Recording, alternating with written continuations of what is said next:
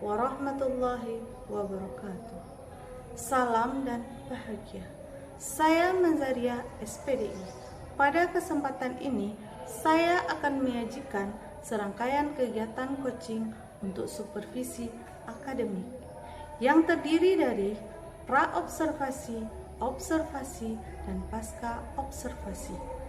Dan yang menjadi coach saya pada kesempatan ini adalah Ibu Jasmarita SPD, guru mata pelajaran IPS.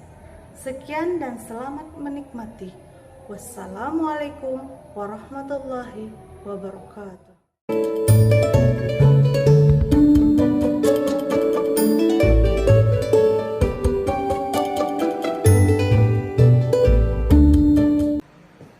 Assalamualaikum. Salam Ita. Ya, Apa kabar Ita? alhamdulillah baik Bu Manza. Gimana jadi supervisi kita nanti? Ya, insya Allah jadi.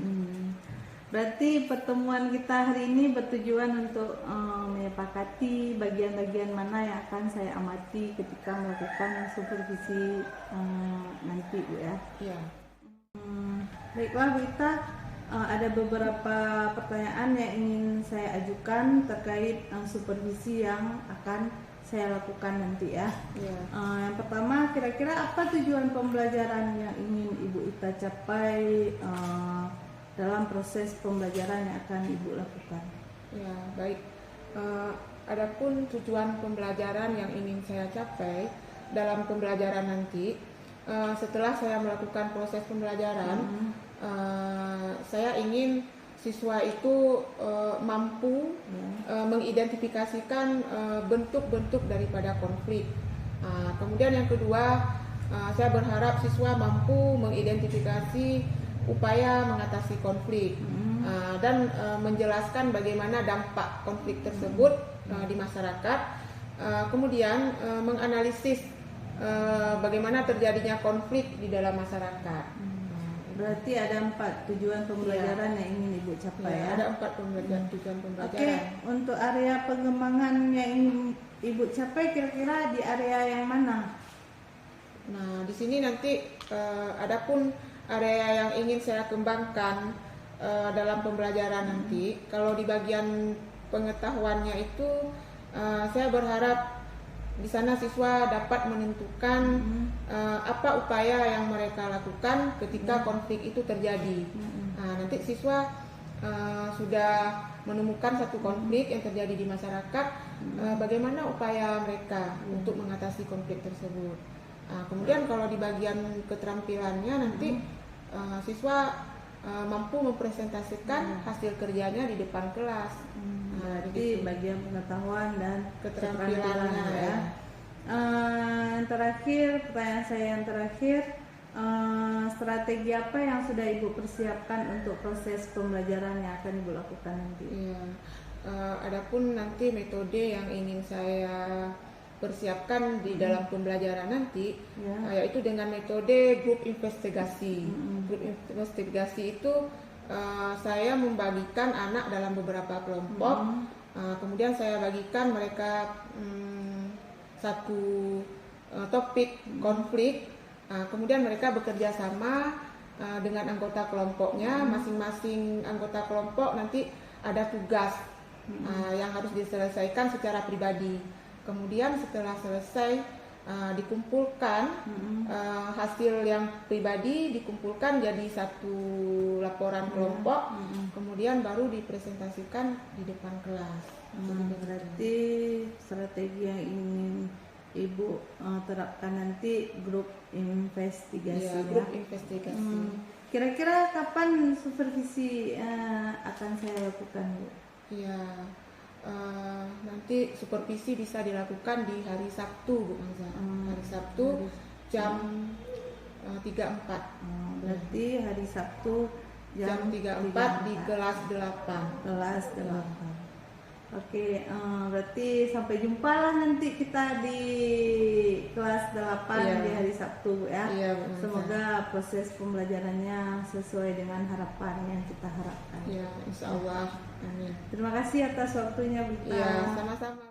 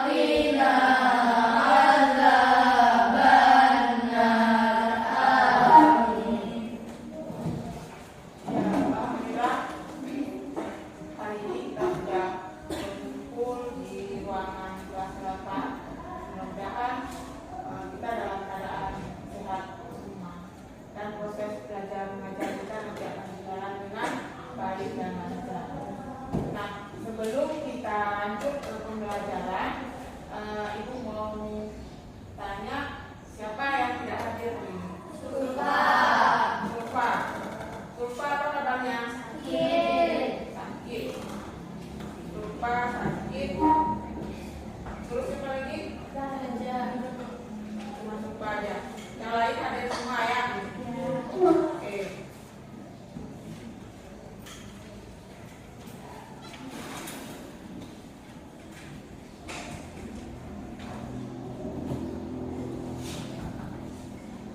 Baiklah, sebelum Ibu masuk melanjutkan ke pembelajaran berikutnya, ya, Ibu mau tanya kembali materi kita yang sudah kita pelajari minggu yang lalu, yaitu tentang pluralitas. Nah, pluralitas. Apa itu pluralitas? Keberagaman. Nah, keberagaman atau bisa juga disebut dengan kemajemukan. Kemajemukan. Untuk hari ini kita masuk materi baru dengan judul konflik sosial. Kemarin kita sudah belajar tentang keberagaman, kemajemukan, di mana masyarakat Indonesia itu terdiri dari beragam agama, suku, adat istiadat, bahasa dan lain sebagainya, tapi menjadikan kita bersatu. Nah, dengan keberagaman bukan membuat kita terpecah belah, tapi justru membuat kita lebih kuat dan bersatu. Walaupun beragam, tetap satu juga, ya kan? Berbeda-beda agama, bangsa, bahasa, terdiri dari atas negara kepulauan, tapi kita tetap satu, yaitu bangsa Indonesia. Nah, untuk hari ini kita masuk ke konflik sosial. Nah, untuk bahan ajarnya kalian boleh buka buku paket, ya, buka buku paket IPS itu halaman 99. Ya, sekarang kita lihat ya, judul kita adalah konflik sosial. Nah, adapun tujuan pembelajaran kita untuk hari ini dengan materi konflik sosial, coba kita lihat tujuan pembelajaran. Coba Anissa, satu apa tujuan pembelajaran kita? Menjelaskan pengertian konflik. Oke, menjelaskan pengertian konflik. Silva.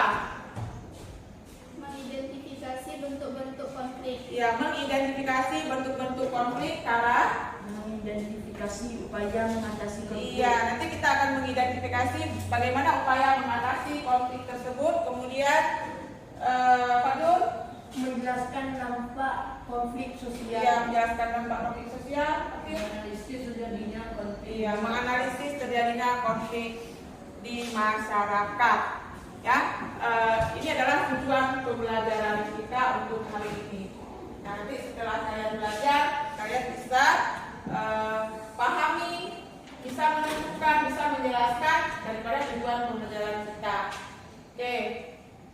Nah, coba perhatikan gambar. Perhatikan gambar di depan. Apa yang kamu lihat di sana? Ada dua orang yang sedang menyampaikan berita. Berita apa nih? Siang, malam, pagi. Ya, morning ya, kalau kata morning berarti pagi.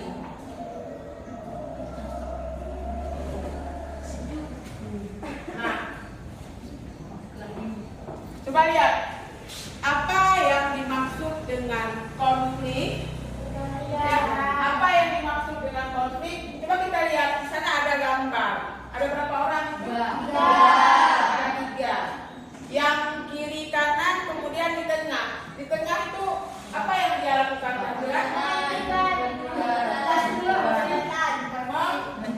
Menghentikan. Berarti penengahnya. Kiri kanan sebagai yang sedang berkonflik. Ya, coba Tara, kira-kira konflik itu apa? Kalau menurut bahasa yang Tara tahu, menurut pengertian Tara, konflik itu apa? Pertentangan. Konflik itu pertentangan. Boleh. Atur. Pernah kamu dengar konflik? Kata-kata konflik? Belum?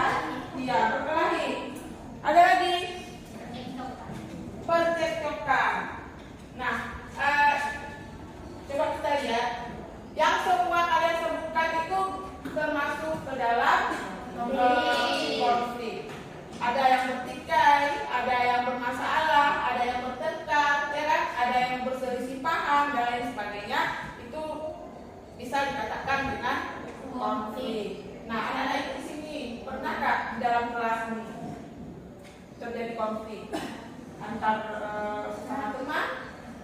Nggak pernah? Nggak ada. Baik-baik saja. Kami akur-akur aja Bu. Ya. Ya, alhamdulillah kalau akur-akur aja. Nah, nggak usah.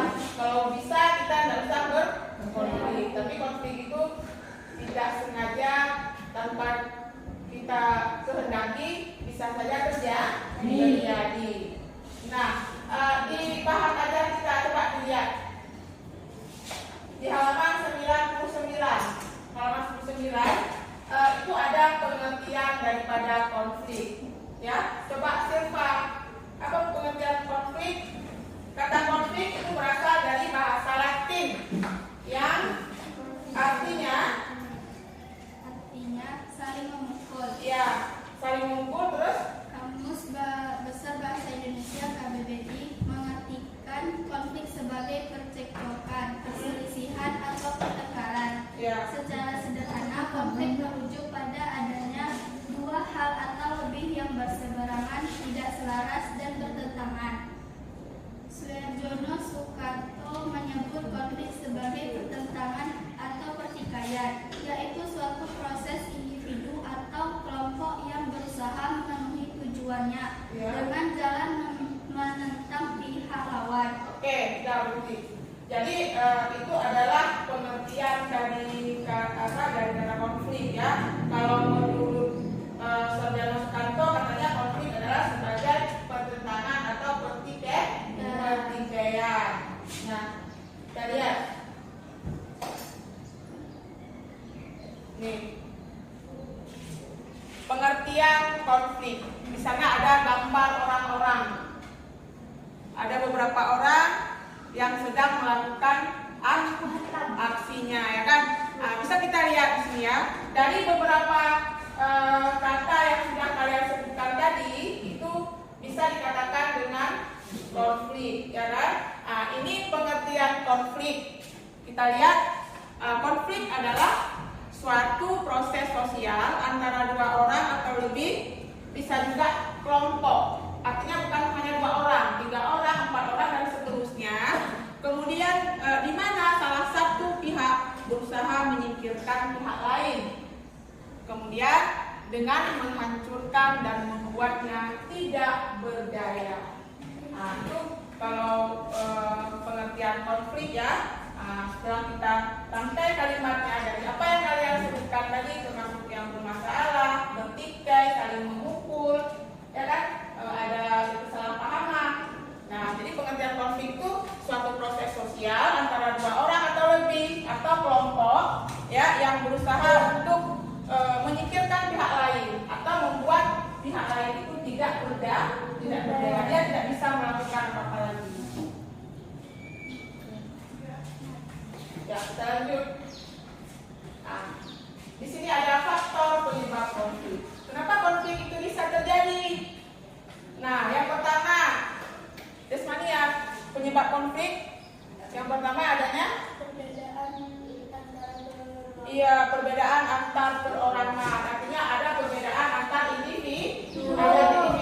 Misalnya Desmania dengan Maisarah. Itu kan kita latar belakang kita berbeda. Individu antara Maisarah dengan Desmania itu berbeda. Jadi karena perbedaan itu bisa saja menyebabkan kita itu ada konflik. Kemudian yang kedua, bisa perbedaan bentrokan kepentingan. Iya, bentrokan kepentingan. Berarti kepentingan kita itu tidak sama. Si A dia pentingnya ini, si B pentingnya ini.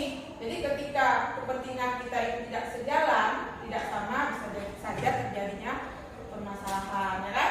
Oke, lalu yang ketiga, Mesara. Perbedaan kebudayaan. Iya, dengan bedanya budaya bisa juga menyebabkan antara kita itu berkonflik, berselisih atau bermasalah, ya kan?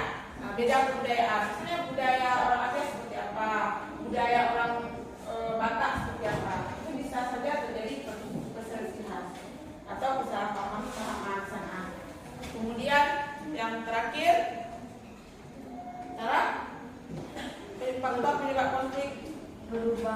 sosial yang terlalu cepat di dalam masyarakat. Ya, terjadinya perubahan sosial yang begitu cepat dalam masyarakat, itu juga bisa menyebabkan konflik. Karena masyarakat belum siap dengan perubahan yang akan terjadi. Nah, jadi begitu cepat perubahan itu, maka sesama masyarakat, sama warga bisa terjadi permasalahan. Ya, ada berapa faktor penyebab konflik tadi? Ada 4. Oke, sekarang kita lihat bentuk-bentuk konflik. Ya, bentuk-bentuk konflik. Di sini sudah dibagikan berdasarkan sifatnya, berdasarkan posisi pelaku, berdasarkan sifat pelaku. Kalian juga bisa lihat di bahan ajar kita halaman 101, ya. Ya, bisa kita lihat di situ bentuk konflik.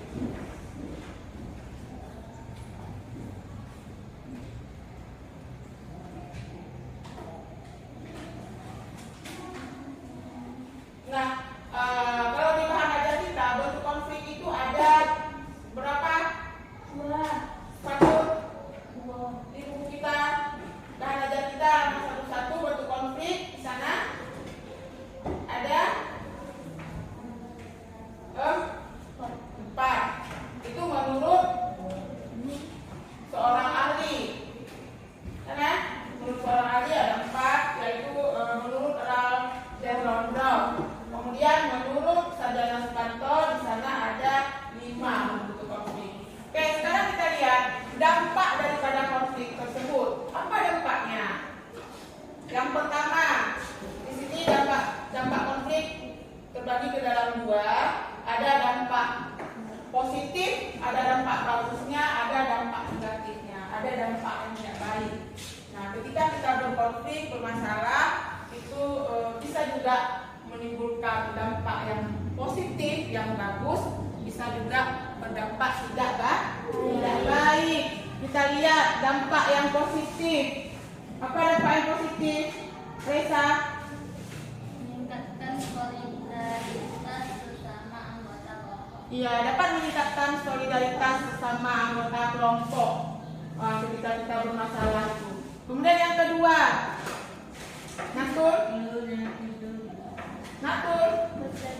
terjadinya perubahan kepribadian.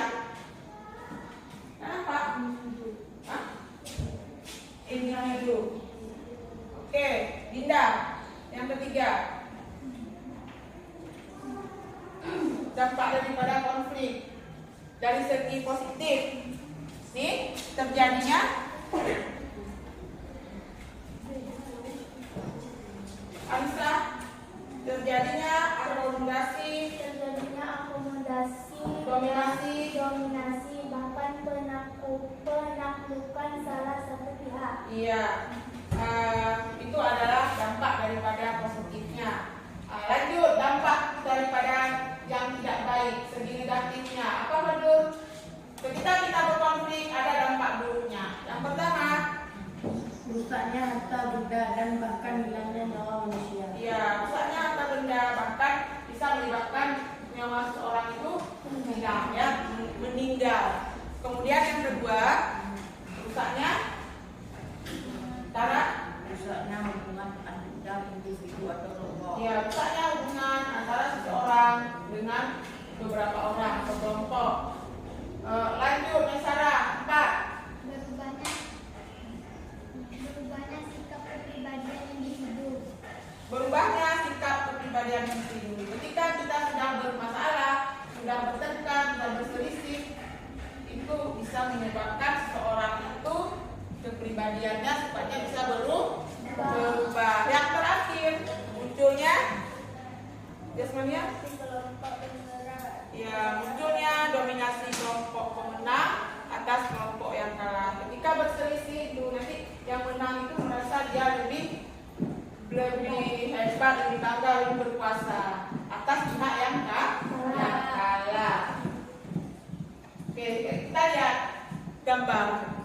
Ini adalah gambar-gambar orang yang berkonflik. Gambar yang pertama kita lihat. Kembalikan tangan kami sekarang juga. Berarti itu ada permasalahan tentang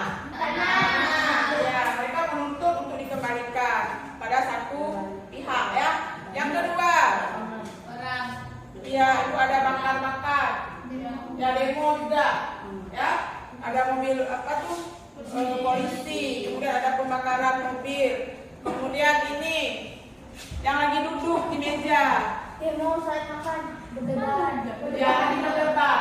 Nih ya, lagi berdebat. Kemudian ada penengahnya. Kemudian yang selanjutnya, iya, ini ada atas meninggalnya temannya. Mungkin ada siswa yang tewas, juga diakibatkan adanya mungkin tawuran antar siswa. Kemudian gambar yang terakhir juga adalah gambar orang yang sedang berselisih. Nah, itu adalah gambar-gambar daripada konflik. Dan kita lihat dulu ya, mengapa konflik itu bisa terjadi. Nah, mari kita lihat kenapa konflik itu bisa terjadi, bagaimana penyebabnya.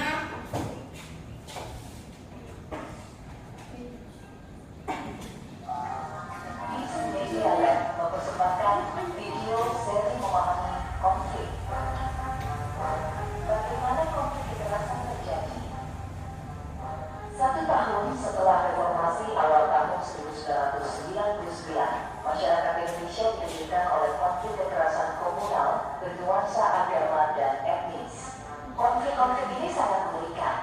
Misalnya, dalam konflik di Maluku yang berlangsung dari Januari 1999 hingga Januari 2003, tercatat 5.000 orang meninggal dunia, sekitar 500.000 orang menjadi pengungsi, serta hampir 80% dari fasilitas dan bangunan rusak. Tahukah Anda, konflik ini hanya dipicu oleh perkelahian 2 orang pemuda. Tapi mengapa konflik ini meledak dan sulit dipadamkan hingga 4 tahun lamanya, serta memakan ribuan korban? Marilah kita mengenali dan memahami konflik. Konflik kekerasan berkecamuk karena ada suatu peristiwa, misalnya perkelahian, pembunuhan, sengketa, perebutan kekuasaan, dan lain-lain. Inilah yang disebut pemicu konflik. Pemicu bisa dilihat peristiwanya dan akibatnya. Tetapi ada faktor lain yang mendasar, yaitu akar konflik. Akar konflik biasanya tidak terlihat di permukaan. Akar konflik ini bisa berupa ketidakadilan, diskriminasi, korupsi, dan lain-lain. Selama akar ini masih ada, maka konflik sulit dihilangkan. Akar konflik ini seperti ranting-ranting pohon yang kering. Jika ada pemicu, maka dengan mudah terbakar. Ketika ranting mulai terbakar, maka apinya bisa merembet karena ditiup angin, hingga terjadi kebakaran hutan yang luas. Angin inilah yang disebut akselerator konflik. Akselerator konflik bisa berupa isu agama, suku, atau identitas-identitas lain. 3 hal di atas disebut faktor konflik. Selain faktor konflik, suatu konflik berlangsung karena ada aktor. Siapakah mereka? Provokator, yaitu aktor-aktor utama yang terlibat dalam konflik.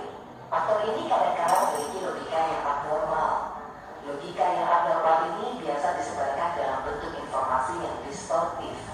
Informasi yang bias ini nantinya mempengaruhi kelompok kedua, yaitu kelompok rentan. Mereka tidak terlibat langsung konflik, tapi akhirnya terpengaruh dan ikut terlibat dalam konflik.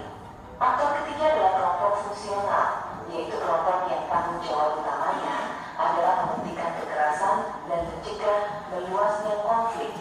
Aktor fungsional ini berperan sebagai pemadam kebakaran. Jika aktor fungsional ini gagal atau terlambat memadamkan api-api kecil, maka pengaruh provokator akan terus merembet ke kelompok-kelompok rentan. Maka konflik akan makin luas. Konflik akan mengalami berbagai fase, dari fase ketegangan, terjadi kekerasan, jatuhnya korban, dan terus meluasnya konflik. Itulah yang disebut fase eskalasi. Ketika konflik mulai diatasi, akan terjadi perundingan, perdamaian. Itulah yang disebut deeskalasi.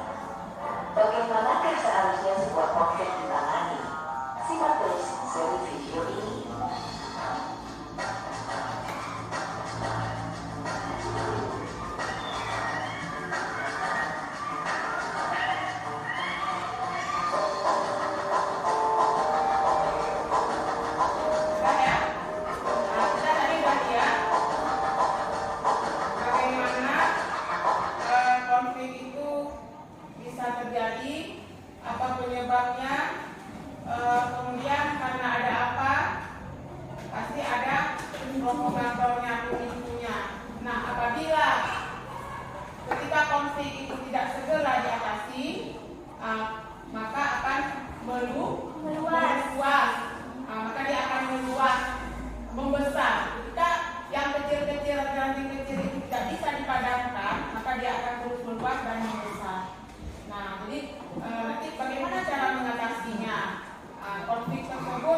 bisa kita atasi, bagaimana solusinya, ya kan? Apa upaya yang bisa kita lakukan? Nah, mari kita lihat. Di sini ada bagaimana upaya mengatasi konflik. Ketika sebuah masalah itu terjadi, bagaimana cara kita mengatasinya? Di sini ada 3 cara, ya. Ada 3 cara upaya mengatasi daripada konflik. Yang pertama disebut dengan konsiliasi. Apa itu konsiliasi? Apa itu konsiliasi? Ya, memungkinkan diskusi dan pengambilan keputusan yang adil. Kemudian yang kedua disebut dengan mediasi, yaitu ketika ada 2 pihak tadi yang bertikai, kelompok A dan kelompok B menunjukkan salah satu pihak untuk sebagai penengahnya. Jadi atas kesediaan 2 belah pihak, mereka yang menunjuk. Antara kelompok yang bertikai tadi menunjukkan salah satu pihak untuk menyelesaikan masalahnya. Yang ketiga disebut dengan arbitrasi. Kedua belah pihak menerima. Ya, atau terpaksa menerima hadirnya ketiga yang akan beri keputusan. Iya. Kedua belah pihak bukan atas kemauan dia sendiri, tetapi terpaksa. Ada yang menunjukkan, berarti pihak ini yang harus menyelesaikan. Jadi antara yang bertikai tadi dia harus menerima, terpaksa menerima pihak tersebut untuk memberi keputusan atas konflik yang mereka alami. Apa yang terjadi? Nanti ada pihak yang menyelesaikannya. Mau nggak mau dia terpaksa harus ikut keputusan pihak tersebut. Jadi upaya mengatasinya ada 3 yang disebut dengan konsiliasi, mediasi, dan arbitrasi. Oke, sekarang kalian sebelumnya ada yang ingin ditanyakan? Sebelum Ibu bagi kalian dalam beberapa kelompok untuk mengerjakan tugas-tugas daripada materi kita hari ini, yaitu konflik sosial. Ada yang ingin ditanyakan sebelum Ibu bagi kalian dalam kelompok? Enggak? Nah, kalau nggak ada, ini dibagi ke dalam 4 kelompok aja ya. 1, 2, 3. Terus Silva 4. Coba ini. Kelompok 1 Fatil, 2 Fadlun, Tara 3, Silva 4. Bisa ngomong. Kelompok baik. Dia juga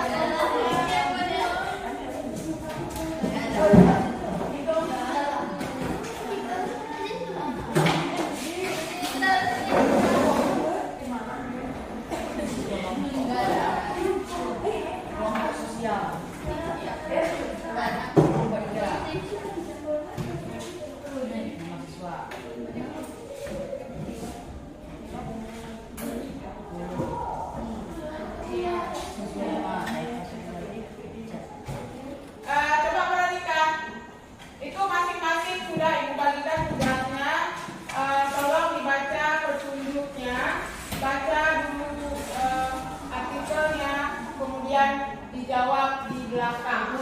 Ada lembar jawaban yang disediakan, kalau dijawab di belakang. Kemudian ada yang kurang jelas boleh ditanyakan ke guru.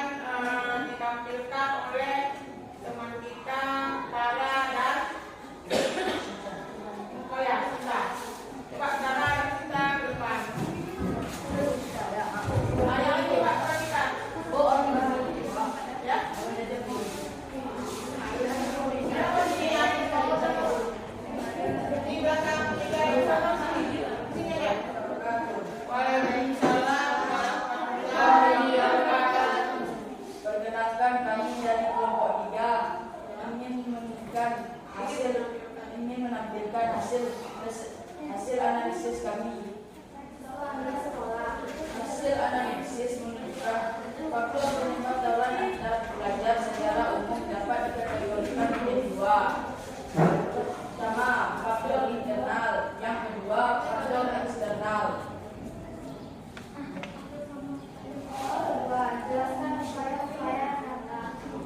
Upaya-upayanya adalah menambah jam pelajaran keagamaan, baik di sekolah maupun di tempat kuliah, menambah kegiatan keagamaan di sekolah atau di tempat kuliah, mengisi waktu luang dengan kegiatan yang bermanfaat seperti olahraga. Berdasarkan gambar kedua, jelaskan kerugian yang dapat ditimbulkan dari peperangan antar warga tersebut. Kerugian yang ditimbulkan dari perang antar warga antara lain: 1. Kerusakan fasilitas umum di berbagai daerah. 2. Permukiman warga yang hancur sebagai akibat sampingan dari perang antar warga tersebut. 3. Korban berjatuhan baik yang tidak bersalah maupun dari pihak-pihak yang dinilai, termasuk korban luka dan tewas. 4. Adanya dampak psikologis bagi korban yang tidak bersalah. Soal keempat, berdasarkan gambar ketiga, jelaskan sebab perang antar suku di Papua. Nah, untuk kelompok 3 mereka ada silakan cukup. Kami tutup wabillahi taufiq wal hidayah. Wassalamualaikum warahmatullahi wabarakatuh. Waalaikumsalam warahmatullahi wabarakatuh.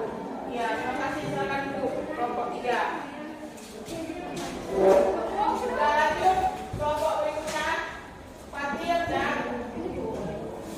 ya, maju dulu.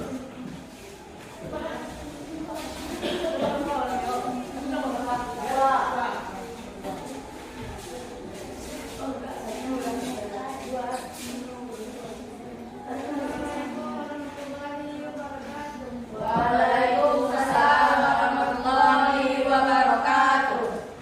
Dari kami dari kelompok 2 yang bersama bentuk konflik apa akibat tersebut. 1. Konflik politik. 2. Bagaimana mengatasi konflik tersebut. Kalian tadi Diawasi oleh tim oleh yang beranggotakan 5 negara.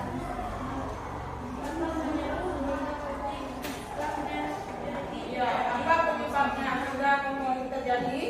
Adanya perbedaan pendapat tentang Bagaimana? adanya perbedaan pendapat tentang dakwah Islam. Ya, Adanya ketidakpuasan atas distribusi sumber daya alam Aceh. Meningkatnya populasi orang Jawa di Aceh.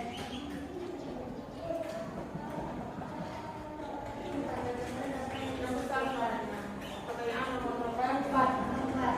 Adanya dampak yang ditimbulkan. Apa dampak yang ditimbulkan? Pelanggaran hak asasi manusia, banyak memakan organ.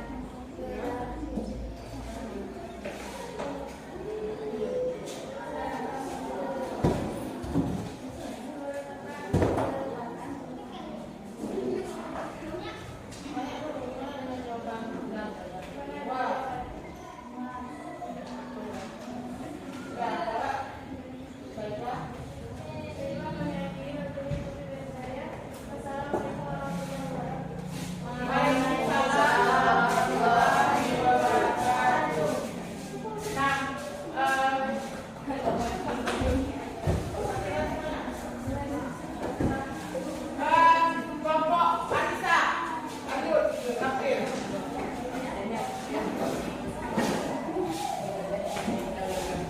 Ini kalian konflik saya? Ini sumbawa dan Oh ya. Assalamualaikum warahmatullahi wabarakatuh. Waalaikumsalam warahmatullahi wabarakatuh. Perkenalkan kami dari kelompok 4 yang menampilkan analisis kami dari soal yang ada. Dari aktif dua ya. Konflik dalam artikel termasuk ke dalam bentuk konflik. Konflik tersebut termasuk konflik rasial karena terjadi konflik antar etnis. Terjadinya pemakaian antara seorang gadis dari etnis Jawa dan seorang gadis dari etnis lain.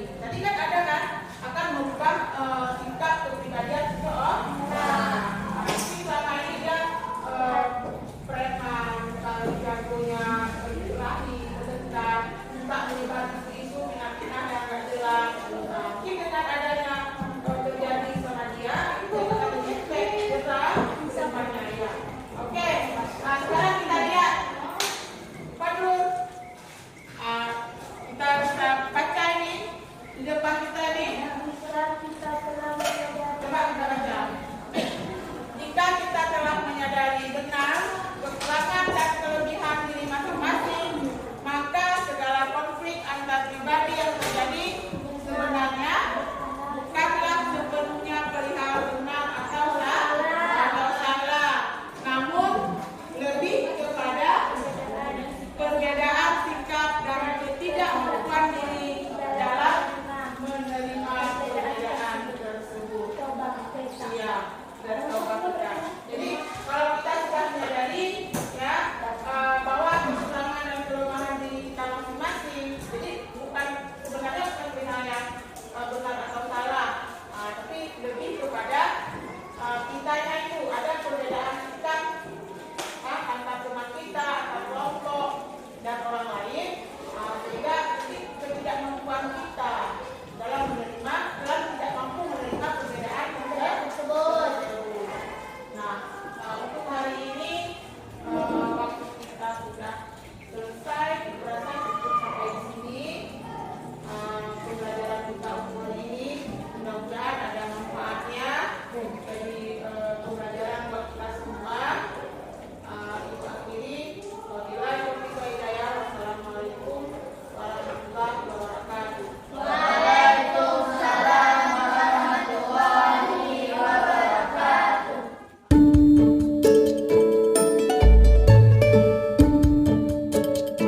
Assalamualaikum warahmatullahi wabarakatuh. Waalaikumsalam warahmatullahi wabarakatuh.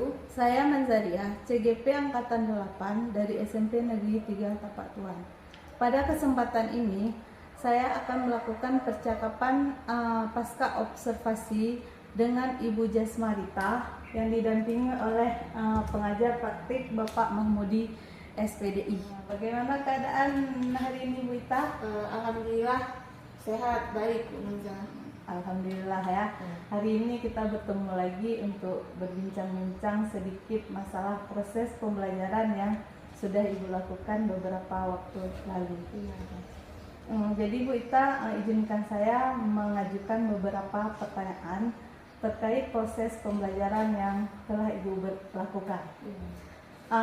Yang pertama, bagaimana perasaan Ibu Ita setelah melakukan proses pembelajaran beberapa waktu yang lalu?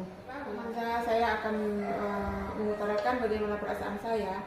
Jadi ketika saya sudah melakukan proses pembelajaran di kelas, saya merasa lega, merasa senang dengan pembelajaran yang berlangsung, karena sesuai dengan apa yang sudah saya rencanakan, itu sudah saya laksanakan. Alhamdulillah. Alhamdulillah Bu ya. Nah, yang kedua, menurut Ibu apa saja yang telah berjalan dengan baik selama proses pembelajaran Ibu lakukan? Ya,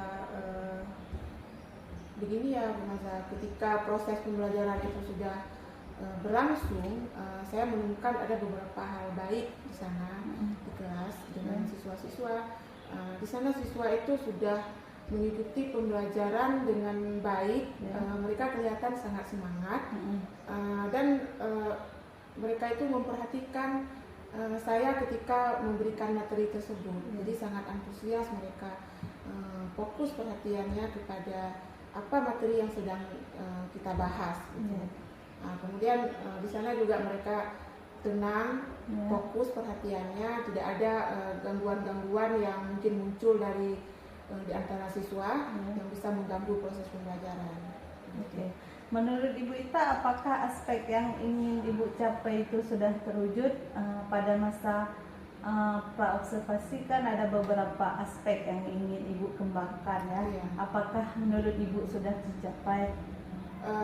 Kalau menurut saya itu aspek yang sudah tercapai itu ada Bu Maza, sudah tercapai ketika saya ingin menerapkan bahwa anak itu nanti mampu menampilkan hasil diskusi-diskusi kelompoknya ke depan kelas. Sebagian mereka itu sudah bisa menerapkan apa yang sudah saya susun. Mereka mampu menjelaskan apa itu tujuan dari bagaimana cara mengatasi konflik, bagaimana solusi yang mereka ambil ketika suatu permasalahan itu terjadi. Berarti saya rasa aspek yang ingin saya capai itu sudah alhamdulillah Bu ya. Jadi izinkan saya untuk mengutarakan beberapa hasil catatan saya pada saat proses pengamatan di kelas kemarin. Boleh. Yang pertama ada 3 aspek ya yang ingin Ibu kembangkan. Yang pertama pengetahuan, yang kedua keterampilan, yang ketiga strategi yang Ibu gunakan yaitu group investigation. Oke, pada aspek pengetahuan saya melihat penggunaan media yang Ibu gunakan sudah sangat membantu siswa dalam memahami materi yang ingin Ibu sampaikan sehingga tujuan pembelajaran tercapai ya. Yang kedua untuk aspek keterampilan terlihat ketika juga sudah bagus. Ini terlihat saat para siswa mempresentasikan hasil diskusinya ya. Mereka bisa mempresentasikan ya dengan baik dan mereka bisa siap dengan untuk menjawab beberapa pertanyaan dari kawan-kawannya. Yang selanjutnya masalah group investigation. Penerapan strategi group investigation juga sangat baik. Di sini terlihat anak-anak sangat antusias dalam berdiskusi dan mereka terus mencoba bersama-sama menelaah tugas yang Ibu berikan untuk mengetahui upaya-upaya mengatasi konflik yang telah Ibu siapkan ya. Dari situ saya menurut saya sudah sangat bagus Bu ya. Jadi ini pertanyaan saya yang terakhir kita ya. Selanjutnya kira-kira apa yang ingin Ibu kembangkan ke depan? Ya, setelah saya melakukan kegiatan pembelajaran itu dan metode yang saya gunakan kemarin itu grup investigasi. Di sana anak-anak saya bagi dalam beberapa kelompok. Kemudian setiap kelompok itu saya berikan tugas dengan konflik yang sudah saya siapkan di artikelnya. Jadi di sana terlihat ya mereka mungkin sebagian yang sudah mampu untuk memberikan ide, gagasan atau pendapat-pendapat ketika ada kelompok lain yang bertanya. Jadi di sini mungkin saya ingin mengembangkan bagaimana cara siswa-siswa yang lain itu juga mampu mengeluarkan ide atau pendapat-pendapat ketika ada muncul pertanyaan dari kelompok lain. Karena di sini Bu Mansa tidak semua anak itu percaya diri untuk memberikan pendapat atau mengeluarkan ide atau gagasannya. Jadi ke depan saya ingin mengembangkan, saya ingin khusus mendampingi mereka, membantu mereka dalam membantu untuk memberikan kemampuan mereka dalam mengeluarkan ide-ide. Saya lebih ingin mendampingi mereka secara khusus berkelompok. Bagaimana cara supaya lebih percaya diri dalam tampil, mempresentasikan hasil diskusinya, membangkitkan semangat mereka ya, membantu mereka untuk lebih aktif gitu. Oke lah Bu Wita, terima kasih atas waktunya untuk bincang-bincang kita hari ini. Semoga di lain waktu kita berkesempatan untuk berbincang-bincang kembali ya. Terima kasih Wita atas waktunya. Sama-sama. Sekian saja. Wassalamualaikum warahmatullahi wabarakatuh. Waalaikumsalam warahmatullahi wabarakatuh.